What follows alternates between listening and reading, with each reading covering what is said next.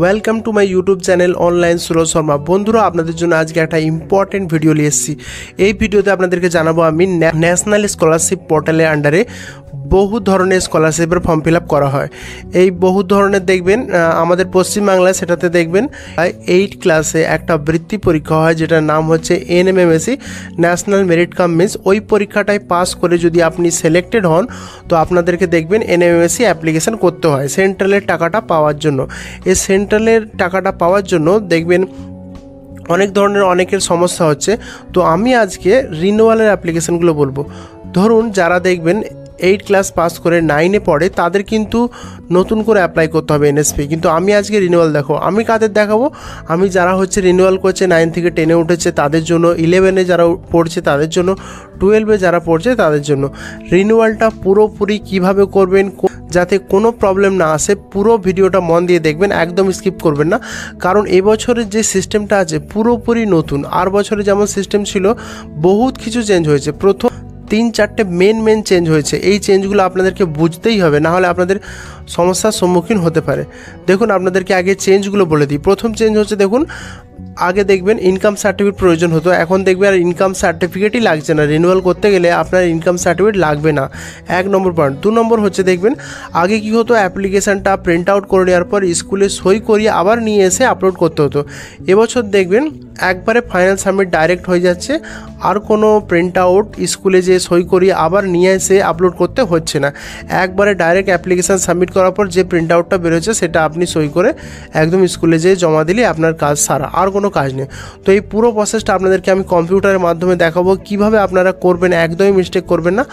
আর এছাড়া আদার্স যদি কিছু প্রশ্ন থাকে অবশ্যই কমেন্ট করবেন, কুইক উত্তর পাবেন। নতুন হলে অবশ্যই চ্যানেলটাকে সাবস্ক্রাইব করে বেল আইকনটা প্রেস করে রাখবেন। ভালো লাগলে অবশ্যই ভিডিওটাকে লাইক করে দেবেন, বন্ধুদেরকে শেয়ার করে দেবেন।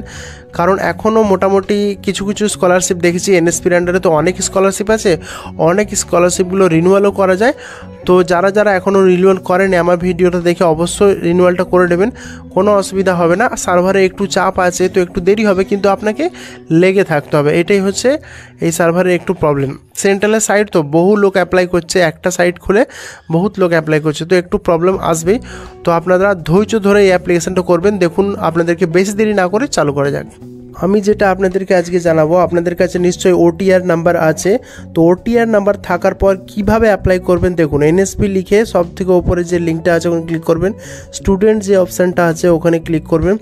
ক্লিক করার পরে দেখবেন, ভালো করে ধ্যান দিয়ে দেখবেন, এখানে দেখুন OTR, অ্যাপ্লাই স্কলারশিপ, প্রিভিয়াস আগের বছরের স্ট্যাটাস, ট্র্যাক পেমেন্ট, এখানে অনেক ধরনের অপশান আছে। আধার সেটিং দেখতে গেলে এখান থেকে চেক হয়, ফিজিক্যাল হ্যান্ডিক্যাপের কিছু ডিটেলস চেক করা যায়। তো আপনাকে এইখান থেকে লগ ইন করতে হবে। অ্যাপ্লাই ফর স্কলারশিপের লগ ইন অপশানে ক্লিক করবেন। দেখবেন OTRটা যখন আসে তার সঙ্গে আপনার কাছে পাসওয়ার্ড আসে। তো ভালো করে খেয়াল করবেন, ওখানে OTRটা উপরে লিখবেন, যেই পাসওয়ার্ডটা এসেছে সেই পাসওয়ার্ডটা আপনাকে এখানে লিখতে হবে। ওখানে দেখবেন পাসওয়ার্ডটা মানে আলফা নিউমেরিক সব পাইল করে থাকবে। তো প্রথমে আগের পাসওয়ার্ডটা লিখবেন, দিয়ে দেখুন এখানে বলছে যে আগের পাসওয়ার্ডটা আপনাকে চেঞ্জ করতে হবে। তো এখানে কন্টিনিউ আপনাকে ক্লিক করতে হবে। ক্লিক করার পরে দেখবেন এখানে আবার এখানে লগ ইন অপশান দেখাবে। তো আপনাকে আবার এখানে QR কোড আর আগের পাসওয়ার্ডটা দিয়ে ক্যাপচা কোডটা দিয়ে লগ ইন করতে হবে। মানে আগের পাসওয়ার্ডটা আপনাকে দুবার দিতে হচ্ছে। দিয়ে দেখুন এখানে নতুন পাসওয়ার্ড দেওয়ার অপশান খুলে গেছে। তো উপরে দেখুন কারেন্ট পাসওয়ার্ড, মানে সেই আগের পাসওয়ার্ডটাকে আবার দিতে বলছে। এরপরে এখানে আপনাকে মন পছন্দ পাসওয়ার্ডটা এখানে লিখতে হবে। আপনার মন পছন্দ পাসওয়ার্ডটা ক্যাপিটাল লেটার, স্মল লেটার সব পাইল করে 123 লিখে ক্যাপচা কোড লিখে সাবমিট করবেন। দিয়ে এই পাসওয়ার্ডটা মনে রাখবেন। এরপরে দেখুন পাসওয়ার্ড চেঞ্জ সাকসেসফুলি দেখাচ্ছে। এরপর আপনাকে OTR নাম্বারটা লিখে নিচে যে নতুন পাসওয়ার্ডটা তৈরি করেছেন সেটা লিখে ক্যাপচা কোডটা লেখার পরে লগ ইন অপশানে ক্লিক করবেন। দেখবেন আপনার ডিটেলস খুলে যাবে। খুলে যাওয়ার পর এখানে দেখবেন আপনার OTR নাম্বার, আপনার ফটো দেখাবে, আপনার নাম দেখাবে, ভালো করে মিলিয়ে নেবেন। এখানে দেখুন self, mobile number, email ID, father name, mother name, gender সব দেখাবে, আধার নাম্বারের লাস্টে 4টে সংখ্যা দেখাবে, মিলিয়ে নেবেন। দেখুন এখানে তারপরে KYC ফেস অথেন্টিকেশন করা আছে নাকি, করা আছে দেখুন, কমপ্লিট দেখা, ডেট অফ বার্থ দেখাচ্ছে। এখানে দেখুন নো দেখাচ্ছে, নো সেটিংটায় চেক স্ট্যাটাসে ক্লিক করলে আপনার আধার সেটিং হয়ে যাবে। এখানে কিছুক্ষণের জন্য ওরম দেখায়, ওখানে ক্লিক করলে ওটা আধার সেটিং হয়ে যায়। তো দেখুন এখানে আধার সেটিং সিডেড হয়ে গেছে, একটু আগেই সিডেড নট সিডেড ছিল। তো দেখুন এখানে অ্যাপ্লাই ফর স্কলারশিপে আপনাকে ক্লিক করতে হবে, উপরের অপশানে ক্লিক করে। দিয়ে এখানে দেখুন স্টুডেন্ট অপশানে ক্লিক করে আবার আপনাকে লগ ইন অপশানে যেতে হবে। লগ ইন অপশানে যাওয়ার পরে এখানে আপনার ওটিআর নাম্বারটাকে আবার লিখতে হবে, নতুন যে পাসওয়ার্ডটা বানিয়েছিলেন সেই নতুন পাসওয়ার্ডটা এখানে লিখে ক্যাপচা কোডটা দিয়ে লগ ইন অপশানে ক্লিক করতে হবে। এটা ক্লিক করলে দেখবেন এবারে সেই প্রবলেম যাতে কিছু হবে না, এবার ঠিকঠাকভাবে লগ ইন হয়ে যাবে। দেখুন এখানে উপরে কি বাঁ দিকে লেখা আছে অ্যাপ্লাই ফর ফ্রেশ, তো আপনার রিনিউয়াল যেহেতু হবে তো আপনার দেখুন এখানে ডিটেলস চলেই এসছে মাই অ্যাপ্লিকেশান অপশানে। তো এখানে দেখুন আপনার অ্যাপ্লিকেশান আইডি আর ইয়ার দেখাচ্ছে 2024-25, রিনিউয়াল দেখাচ্ছে, স্কলারশিপ অ্যাক্টিভ। তো প্রসেস অপশানে আপনাকে ক্লিক করতে হবে। প্রসেস অপশানে ক্লিক করলে দেখবেন এখানে সমস্ত ডিটেলস চলে আসবে, অ্যাপ্লিকেশান আইডি, এখানে ন্যাশনাল মেরিট কাম স্কলারশিপ, নাম চলে আসবে, জেন্ডার চলে আসবে, ডেট অফ বার্থ চলে আসবে, ক্যাটাগরি চলে আসবে, ফাদার নেম চলে আসবে, মাদার নেম চলে আসবে, আপনার যে ইনকাম দেওয়া ছিল আর বছর সেটা দেখাবে এখানে। আর দেখুন স্কুলের নাম, প্রেজেন্ট স্টুডেন্ট, এখন যে স্কুলে পড়ছেন এখানে অটোমেটিক চলে আসবে যে আপনি এখন কোন ক্লাসে পড়ছেন। তো আর বছর তো আপনি টাকা পেয়েছেন, তো এখানে অটোমেটিকলি এবছরে আপনার ক্লাসটা দেখাবে। এখানে দেখুন আপনি কি হোস্টেলে পড়েন, নো হলে নো লিখে দেবেন। ক্লাস স্টার্ট, এবছর যেহেতু এটা 12-এর অ্যাপ্লাই হচ্ছে, তো 12 ক্লাস জুন মাস থেকে চালু হয়েছে, সেজন্য জুন মাসের ক তারিখ থেকে ক্লাস চালু হয় সেটা এখানে দেখে আপনার যেখানে যেমন ডেট আছে স্কুল থেকে জেনে নিয়ে লিখে দেবেন।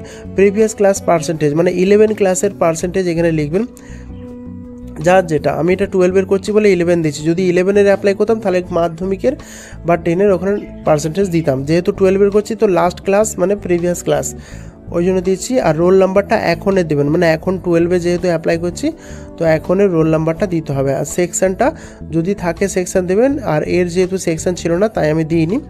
তারপর সেভ অ্যান্ড ড্রাফটটা ক্লিক করবেন, যা ডিটেলস লিখেছেন সব সেভ হয়ে যাবে, দিয়ে ওকে অপশানে ক্লিক করবেন। তারপরে দেখবেন সেভ অ্যান্ড নেক্সট অপশানে ক্লিক করে ওকে করে দেবেন। তারপরে দেখবেন এখানে ডিটেলসগুলো দেখাবে।